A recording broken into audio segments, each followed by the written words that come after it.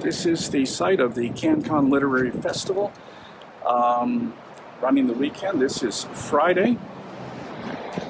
Basically, it's a literary festival, so instead of people in costumes, and there will be some of those, there are going to be a lot of writers. Here we are in front of the Ottawa Sheraton. It's been raining overnight. This is the site of the convention. First up today will be a writer's masterclass on something or other at 10 a.m. I've signed up for that. All right, so this is the main area of the convention. This is the second floor of the hotel. And up here we have the registration desk. Now, everybody who's attending the convention has a membership. Everybody who has a membership has a badge so you can know who's who. And over here are swag bags. And as we can see, I have stolen my little swag bag. So what have we got in this? A Shadowrun book, Shadows Down Under. Alternate Reality News Service. Hey, this is a book by Ira Naiman, who we've just met.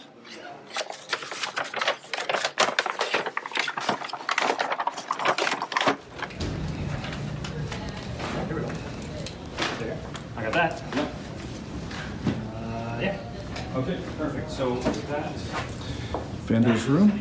Yep. For dealers, not set up yet. Yeah, exactly. Oh. If you want it, you can do it. Hello, Ira. Just saying hello very quickly. Okay. Ira is a writer. He does the multiverse books. Yep. A really nice guy. And thank he's you. a vendor here. Yep. And I'm- also giving away 100 cyberpunk books. Oh, cool. It's part of an auction to raise money for CanCon. Excellent. And as you can see, the convention is heating up. On suite room 1705. This is the con suite. Lots of seating. Not quite going, but it'll probably be pretty full later on.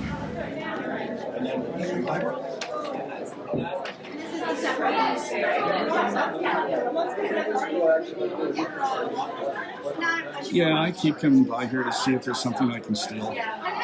This is the schedule board. It contains the schedule of all the events going. Usually there's 3 or 4 tracks of programming. So if, for instance, we look here,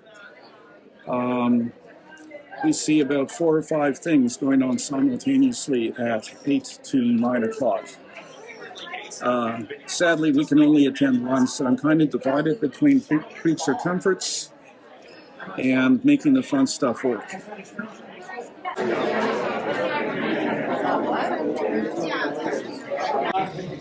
Welcome to the panel Making the Fun Stuff Work for Your Story. I'm Ira, and I am the moderator for today's panel. The panel description is whether it's an intricate fight scene, a horror gore fest, or explicit sex, many subgenres have sequences that enhance the fun, while not necessarily furthering the plot. Well, readers enjoy these features and often expect them from certain subgenres.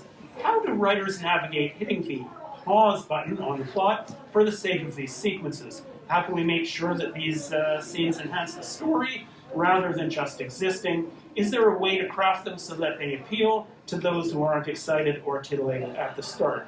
Now, I'm going to assume the answer is yes, because otherwise this would be a very short panel. I'll start with a story I heard a couple of years ago. Somebody asked Rob Sawyer why he would sometimes stop the forward motion of a story in order to spend 3, 4, 5 pages info dumping. According to the story I heard, he said it was because his fans expected it. Okay. So one of the things I would point out is that for some number of readers in the genre, or in the genres that we write, stopping the story dead is not a bad thing for, info dumps or other other. Okay, and we're back in the dealer's room. This is Bruno Lombardi, an online friend of mine, also known as Dr. What, and a fellow writer. These are Bruno's books. So, first day of the convention, dealer's room hasn't opened. Just saying hello. Hello there. Yeah. And how you been doing? All set? I've been doing very, very well. This came out early. I have a short story in this anthology. It came out early this year.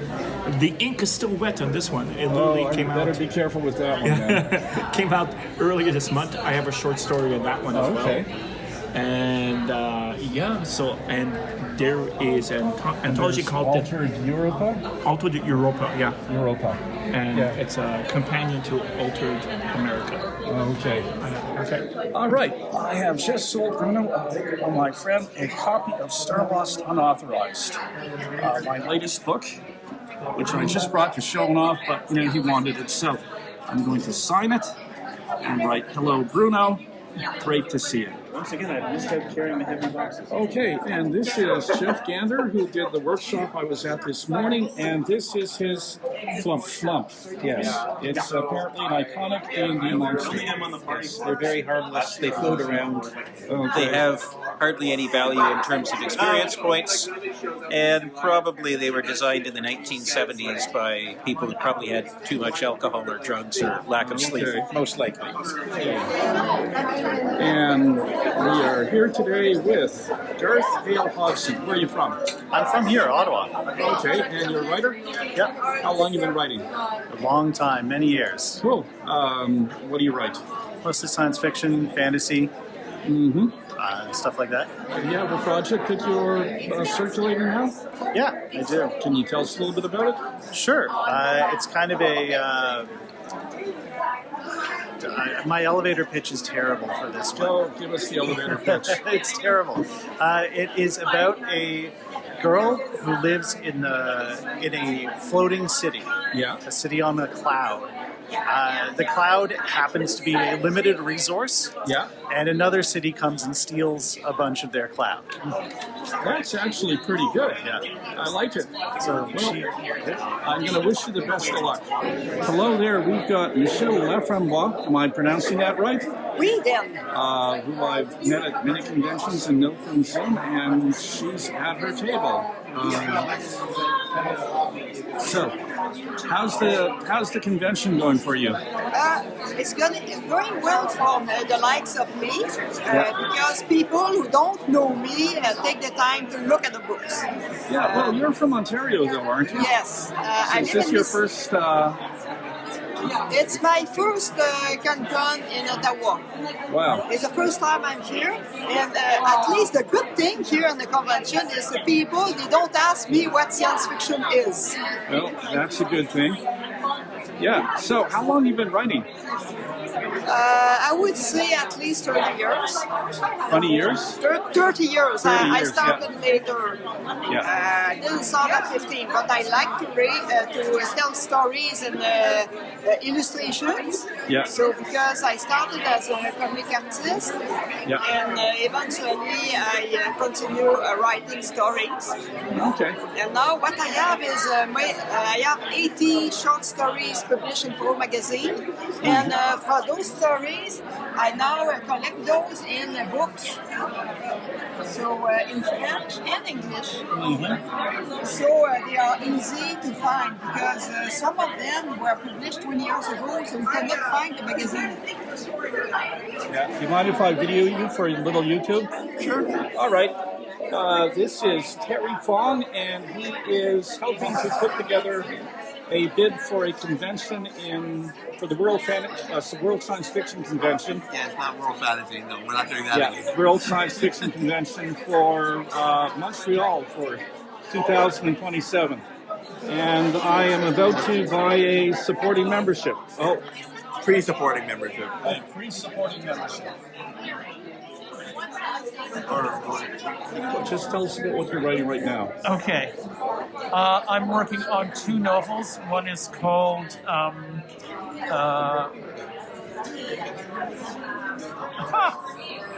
Home for the Forgotten. Sorry, it's been a long day. That was a very appropriate pause.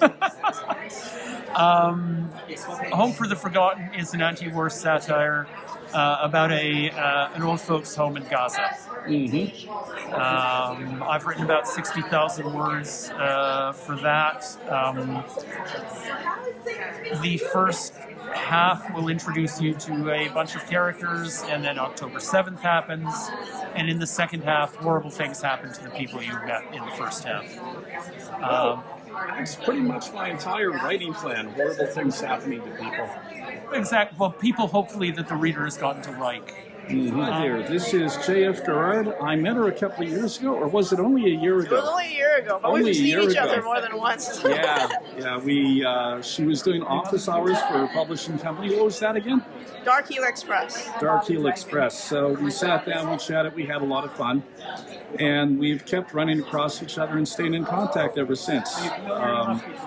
And so, tell me a little bit about yourself and your work. Okay, so I started my publishing, career when I wrote an East Meets West vampire book called The Undead Sorceress. Oh, and that's... begged people to publish it. We're big fans of Asian vampires, both of us. Well, I tried to look for a traditional publisher. Yeah. And I was told that vampires are European. There's no Asian vampires. So then I decided to do a Kickstarter.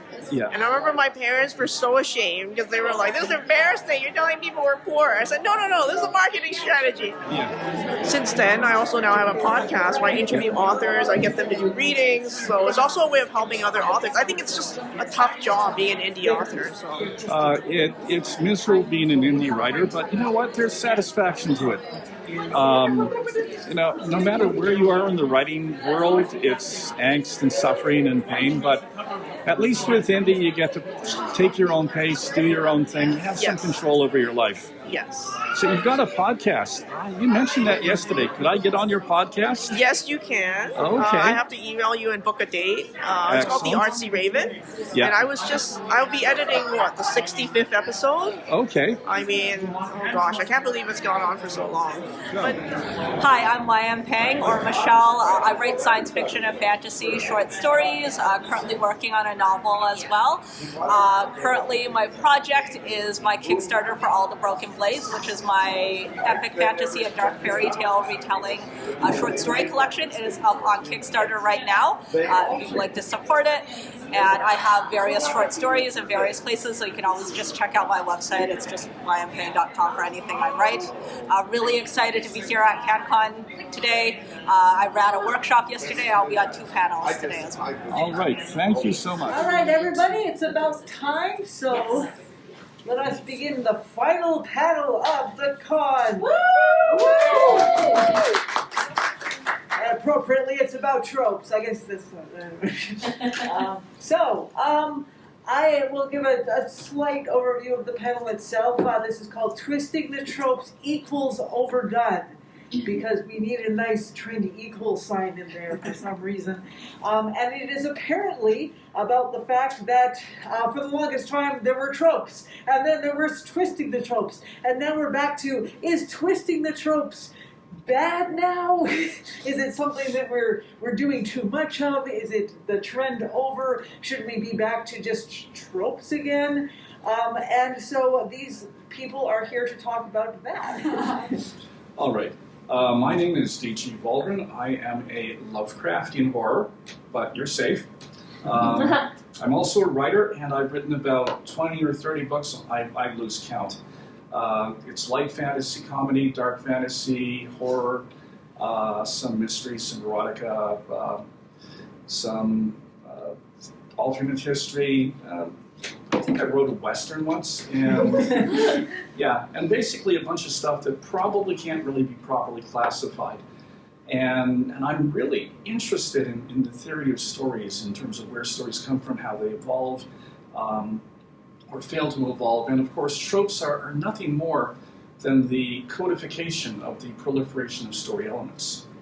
So it used to be we just had a few stories and we told them, and it was all about reciting them in a clear, straightforward fashion and getting it right, getting it perfect. It's the passion play.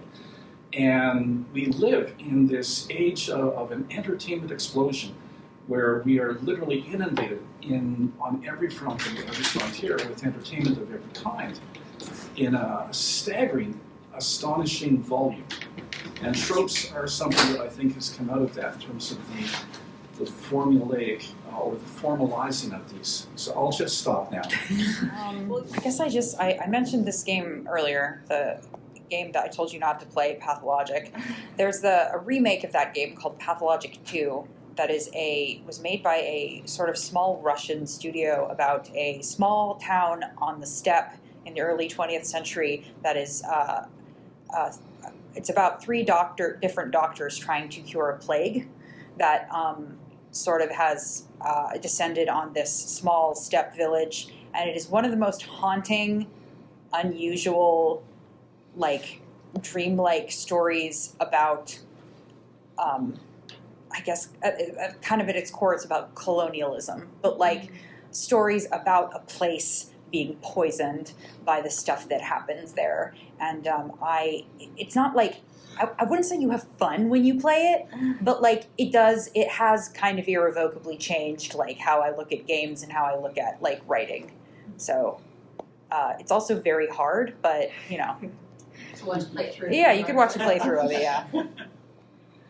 I will, and it's not so much for what they do with tropes, but kind of a combo of what they do with game mechanics and their storytelling. But I mentioned Pyre earlier, and it's one of the Supergiant games, and Supergiant is way more known for 80s now. Mm-hmm. But I started them with Pyre, and it has this. I got a magical wagon because of them. They have a magical wagon, and it has this like adventuring party that are all exiles, and they have all their own races, and that's like kind of very fantasy tropey.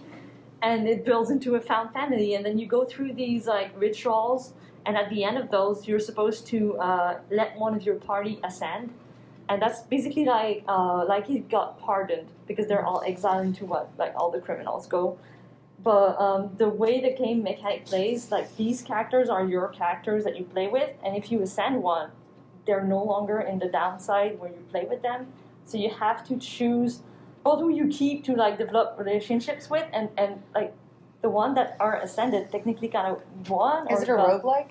No, not at all. Okay. It's more like almost fantasy sports and a visual novel. Oh, interesting. It's because you have all of these like stories that you read, and then you get to the rituals, and you have three characters, and you have to get the flame in the other like sides. Oh, interesting. And it's different than everything else they've done in that regard. And I just think the way that they kind of like put like their game mechanics and their storyline together and like made it like unseparable and heartbreaking is very interesting.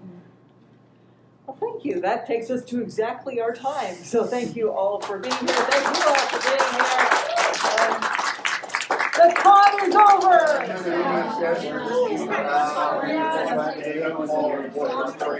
Set in Montreal, right? So bring me. That makes so much sense. Like it was like a brilliant amount of time partly because